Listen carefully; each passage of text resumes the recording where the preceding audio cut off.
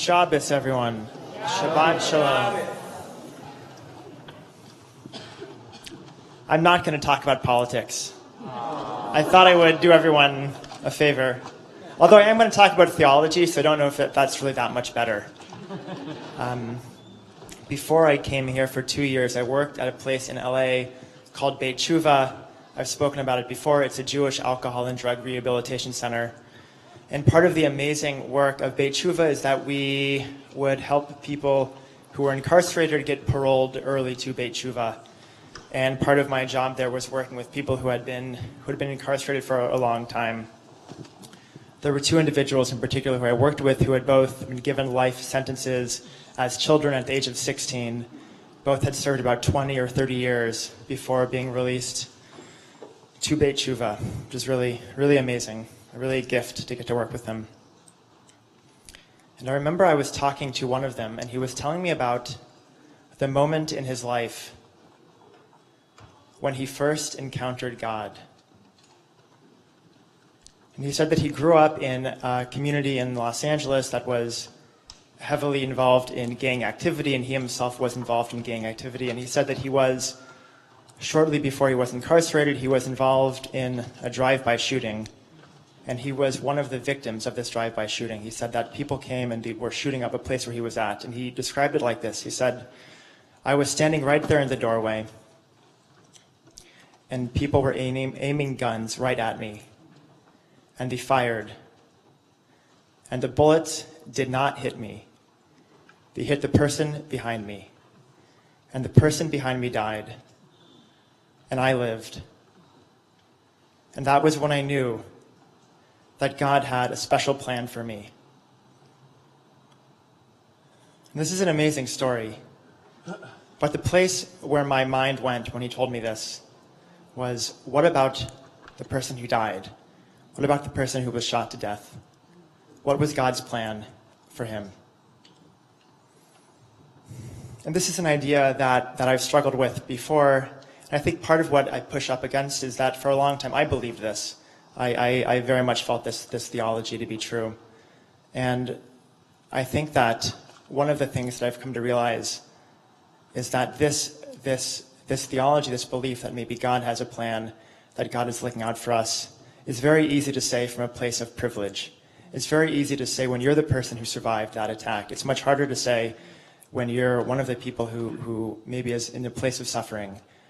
When I think about many of the people, the thousands of people who die every day from starvation and hunger, the people who are born with degenerative diseases that are that don't let them live full lives, to me that brings up a real problem. But the thing about what this person said to me and sort of why it resonated was that this belief is actually one of, if not maybe the major, most dominant theologies presented in the Bible and by the rabbis. The rabbis are very clear that God has a plan, that all of life is sort of moving in a general direction.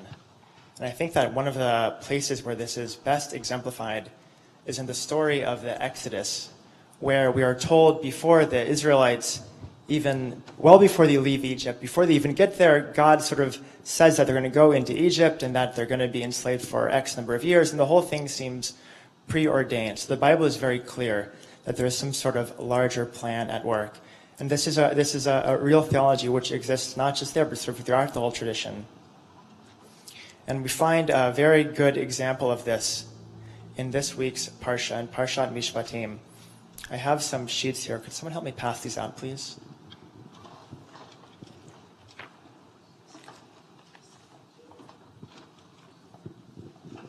Thank you. So this week's Torah portion is in the book of Exodus, in the second half of Exodus, the part of Exodus which is maybe less exciting than the first half, with all the great narratives about Moses and leaving and the plagues. We're into a section in Exodus devoted largely to laws. Many of these laws have to do with the construction of the tabernacle of the Mishkan, and some of these laws have to do with sort of more general areas. Parshat Mishpatim is one of the first major sections of law which we are given after narratives about Moses and leaving and the plagues. We're into a section in Exodus devoted largely to laws. Many of these laws have to do with the construction of the tabernacle of the Mishkan, and some of these laws have to do with sort of more general areas. Parshat Mishpat, are told, and Rabbi Hanina said, everything is in the hands of heaven except for fear of heaven. And then they quote a verse, as it is stated, and now, Israel, what does the Lord your God ask of you other than to fear the Lord your God? Right? So the rabbis are very clear. This is, as I said, a very consistent rabbinic theology. Everything is in the hand of God. Now I want to sort of look at one particular verse within this week's Parsha. In Exodus chapter 21, verse 12 and 13, we are told, one who strikes a man so that he dies shall surely be put to death. All right, pretty clear. Eye for an eye kind of theology. Someone kills someone, that person should be put to death. We can debate the efficacy of the death penalty. Certainly, I think that it's problematic, but that's not where I want to go today. The second half is really what I want to focus on here. It says, but one who did not stalk him, but God brought it about into his hand, I will make a place for you to which he shall flee. All right, so given the introduction, I said, what's sort of the issue that I want to get at with this one verse? So an accidental death is one thing, but what do people think about when it says specifically, and God brought it into his hand? What does that mean in this context? What could that mean?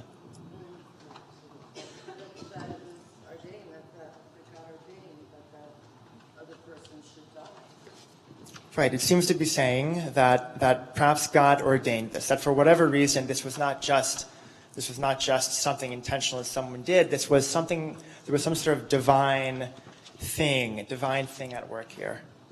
And the rabbis and the Talmud pick up on this and they present us with a very beautiful and very strange, and I think actually very funny instance of what this could look like. Actually, I remember when I first read this, I was like so fascinated by this story, and I remain as fascinated by it now as I was then.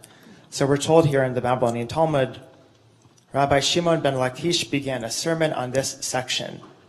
But one who did not stalk him, but God brought it about into his hand. Right, so this is the verse from Exodus, from our Parsha. He goes on to say, what is this verse referring to? To two people that each killed someone, one killed accidentally and one killed intentionally. But there were no witnesses for either, so therefore neither could be punished. So according to Jewish law, in order for someone to be punished for a crime that they committed, there have to have been witnesses who witnessed the action and who warned them. There's a whole lot of laws about what that looks like, about the procedure. Essentially, there was no one who witnessed it, so therefore both people are off the hook. Now, God does not like this very much. This would seem to be unjust, maybe. Excuse me. So what happens? The Holy Blessed One invited both of them to an inn. God sends out an invitation. And the one who killed intentionally at this inn sits beneath a ladder. And the one who killed accidentally descends the ladder, and he, the one who killed accidentally, who was descending the ladder, falls on and kills the one who intentionally killed the person who was sitting under the ladder. Therefore, justice has been done. The person who killed intentionally is killed, and the one who killed accidentally is exiled. So we'll break this down. So presumably in this inn, this very special inn where God invites people who have committed crimes that have gone unpunished. If you ever get this invitation, do not go. It's a trap. So in this inn, there is a ladder, and presumably there are more witnesses present than were present when these initial actions took place. And the person who initially had killed someone intentionally, who according to the Torah is liable for the death penalty. Again, I don't want to debate the merits of the death penalty or the efficacy of it, but in this system, that according to the Torah and according to the logic presented here by God, this person needs to be punished. Therefore, this person is placed under a very rickety ladder. And the person who initially killed someone unintentionally, who according to the Torah, the punishment for that is that he goes to one of the Arei Miklot, one of the cities of refuge. But he can only go if there were witnesses, right? So there were no witnesses, so he couldn't be sent into exile to the city of refuge. So this person goes onto this very rickety ladder, and he falls, and in the process of his fall, he kills the person who intentionally killed someone earlier, who was liable for the death penalty, thereby making sure that the death penalty was meted out to the person who deserved it. And because there were witnesses around who saw it, they saw the person again and unintentionally kill a second person, this time with witnesses, and therefore he can now be sent to the Ir Miklat, to the city of refuge. Wow. Justice. What do people think? I saw a thumbs down. Do you want to elaborate, or is that enough? So the theology seems problematic. Well, the Deus Ex Machina God pulling strings, I can't go. Right. Okay. So I'll repeat people's comments. So he said the idea of a God pulling strings is not a God that we can get behind. Okay. Other thoughts about this text? Yes, Rabbi Diane. I think we all have a fantasy that justice will be done. And this is the Talmud's fantasy that justice will be done. Why did someone get away with bullying, for instance, take a wild example. Why would someone get away with bullying my child? Right? You want justice to be done. And that's only fulfilled completely in fantasy. Certainly not on this side. Great. So that is a wonderful way of saving this text. Rabbi Dan pointed out that we all desire justice in this world, and we live in a world that does not seem fair. Right? It's very easy to look around and see the ways that people are often not punished in the ways that we might want, that people are not always rewarded in the ways that they seemingly deserve.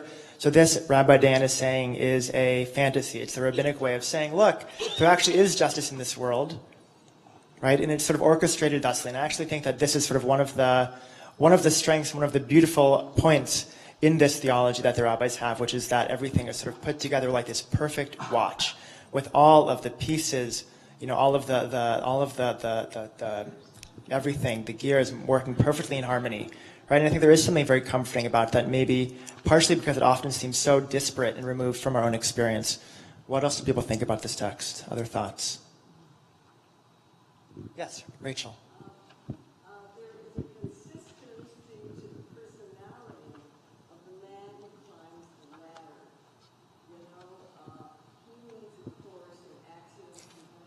And that is what I find so human, so real. And people who aren't that careless, climb a rickety ladder of a friend that are in there having a drink with. I mean, these people are really good together. Okay, so just to repeat for those who didn't hear what Rachel said, she said that there seems to be something very careless about this individual who's climbing on a rickety ladder, and Rachel has offered to do as a public service a course on ladder safety and accident prevention. But actually, I had that same thought when I read this. It's like, wow, like this poor person, not only did he accidentally kill one person, now he has to live with the very real guilt of accidentally killing another person. So I actually took sympathy on him, but I hear you that he could have been more cautious. And for the accident prone among us, this could be a good lesson. Yes. Why someone intentionally killed someone. And, of course it's terrible. But I have to wonder, what was happening to that person that they felt so, whatever they felt, that they had to take somebody else's life. And that's, wow, what was happening with that person? I don't want to get in trouble by saying we should have compassion for someone who murders, but I have to wonder what was happening to that person. I don't think compassion is a bad thing. I said I don't think compassion is a bad thing. I don't. And I think that's a beautiful, compassionate read. So what you brought up was really about the motivations behind the person who we're told intentionally killed someone, right? Which is, we don't know the full story. We don't know why they killed someone. We don't know what their upbringing was like, what the situation that led to that act was. And for that reason, we might want to have compassion on them. And I think you're right. And listen, and I'll tell you my own experience of working at Beit Shuv, as I mentioned, and working with people who were very different from me and who had very different upbringings than I did, and who very much had decks stacked against them in ways that I never had. Really, I found it eye-opening and powerful to sort of see not just the ability to see compassionately, but to sort of see the interconnectedness and to see the ways that my stories and their stories overlap. So thank you for bringing that up. Yes, please.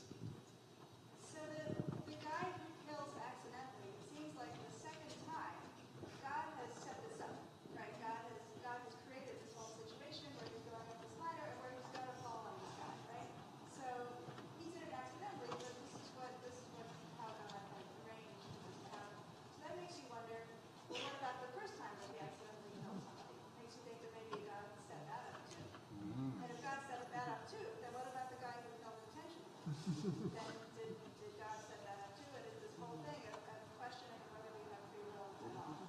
Right, then that's a great point, the question of free will. So if we know from the text that God clearly sets it up so that the second time the person kills someone unintentionally on the ladder, that it was set up by God, maybe the first time was orchestrated by God as well.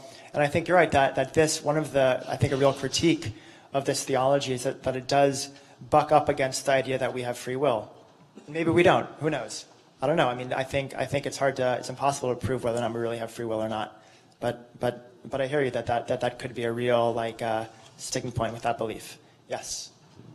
So a lot of the stories that happen, like in the Torah, I've sometimes they actually don't actually happen. They're like theories, but there could be capital punishment. But I think in the times of the Sanhedrin, they only killed like one person, and it was seen as a bloody court.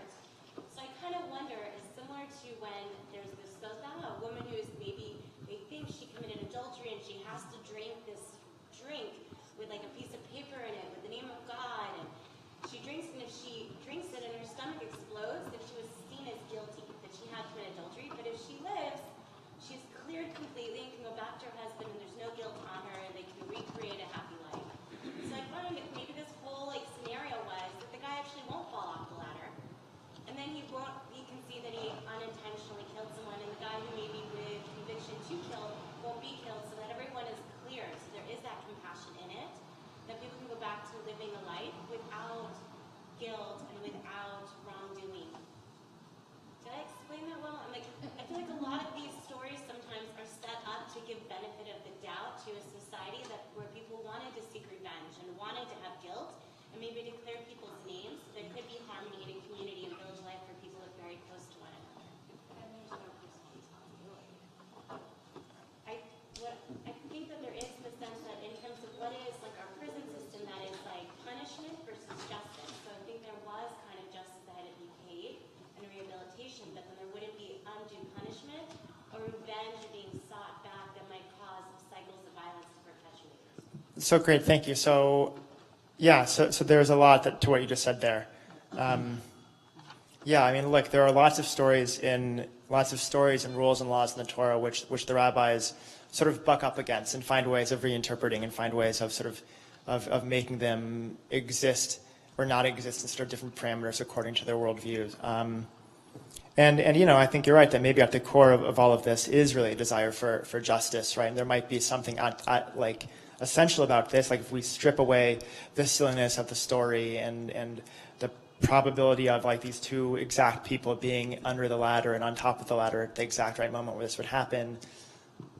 I think that what the Torah is advocating for through this sort of rabbinic midrash is some kind of justice, right, and some kind of order to the world. And I think, again, that goes back to what Rabbi Dayan had said, that I think we look around the world and it seems like a chaotic place. So the advantage of this kind of a read is to say, wow, there is some order, and we might not always be able to see all of the strings at work. We might only be able to see one tiny piece of the puzzle, not the whole puzzle, but there is some larger structure at work giving life order and meaning. So for sure, I hear that. Maybe one or two last comments. Yes, Basya. So the name of this portion is Mishpatim, which is sentencing. And I think that justice is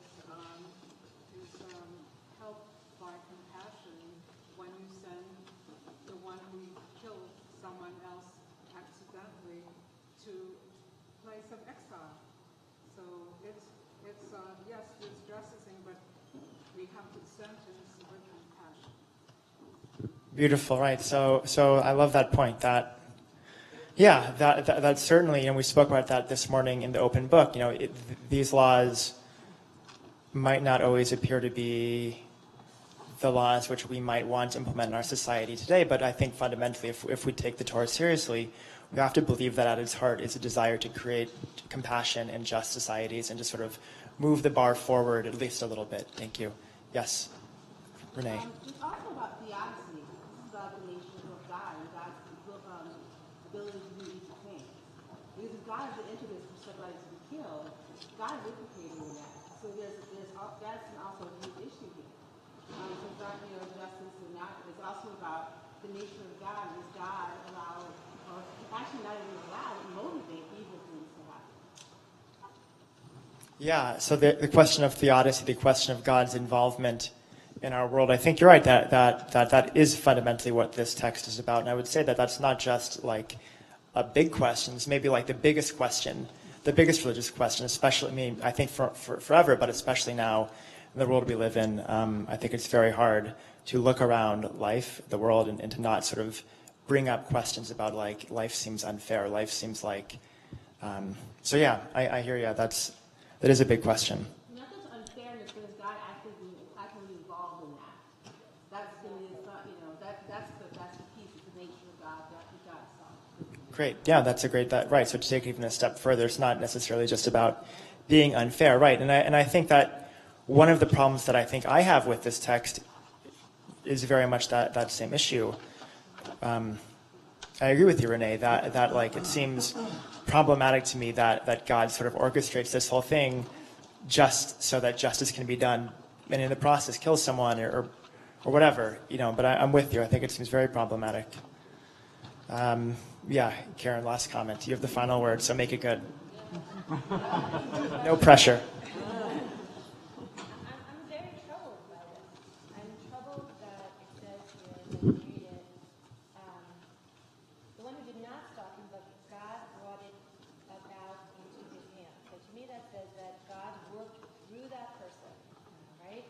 So I did not agree that person should be sent away to exile, because that's a more compassionate thing than to kill the person who accidentally did it. Because it doesn't say it was an accident, like I was driving too fast and I accidentally did it. It says that God, you know, this is what Renee said also, sort of made this happen, and then recreated a second situation where that same person was almost used in that way, so that he created two deaths and are exiled. So life is not black and white, and these kinds of things, and justice is not easy, but I read this and I leave it completely troubled, because there's no way to rest in peace with this for me.